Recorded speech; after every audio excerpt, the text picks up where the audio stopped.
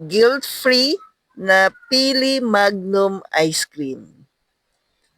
Keto version syempre po at no added sugar. Don't worry po, ituturo ko po ngayon kung paano ko po siya ginawa. So una kailangan natin ng 1 pack po na chilled ng APC or all-purpose cream. Yan po. Ito yung pwede po sa atin. Then nag-add po ako ng cream cheese. May natira po ako pero ito may halong APC po Pero sa 1 pack po, 2 tablespoon ng cream cheese. Then 1/3 cup po ng stevia o monk fruit erythritol or stevia.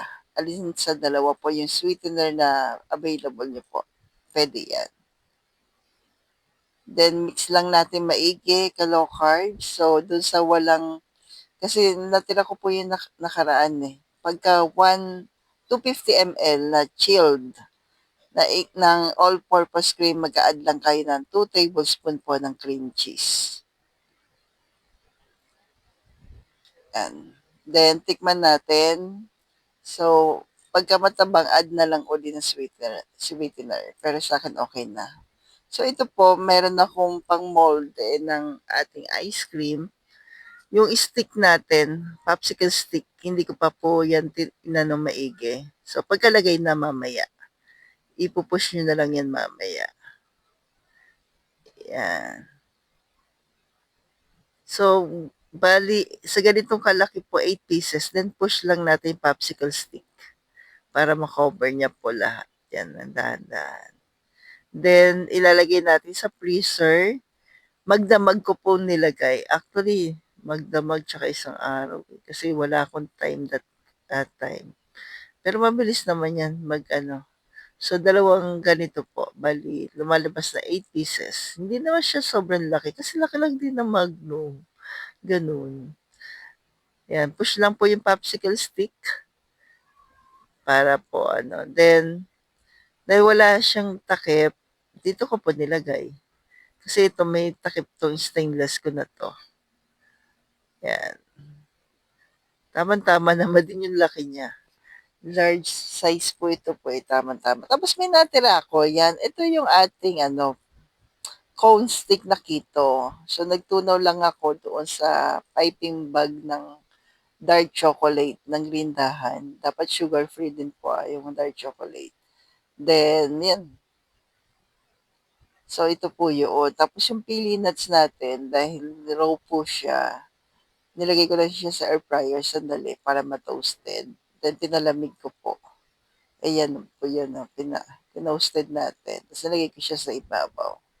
O, diba, meron ka ng po, cone stick. So, ayan. Then, after po ng ilang oras sa freezer, magtutunaw na tayo ngayon ng sugar-free na chocolate baking cubes. Then, nag-add lang po ako ng mga 4 tablespoon po ng coconut oil. Depende sa dami ng chocolate nyo. Add lang kayo pag kulang.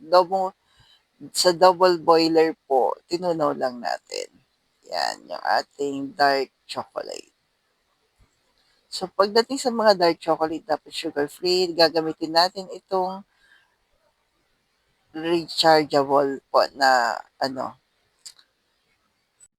food processor ng Grindahan. Tuwa lang ako dito, flex ko na rin yan. Tatlong kasama niyang cup. Pero itong pinakamalit ang gagamitin natin. So, yan. Maganda kahit sa picnic magagamit mo kasi rechargeable lang siya. Basta siguro mo i-charge na bago kayo umalis. And, ang bilis niya po. Yan. So, yan na po yung ilalagay natin sa ating ice cream. Masarap kasi yung combination ng pili sa chocolate. Then, ito na yung ating ice cream. So, almost 48 hours ko nilagay. Pero pwede yan 24 lang. Ay, 24, 12 hours lang. Kasi busy lang po kaya natagalan ka na gawin. Yan. Pero, kahit ilang oras, siguro mga 4 to 6 hours. Matigas na kasi freezer naman. Yan. Then, yung ating pili nuts.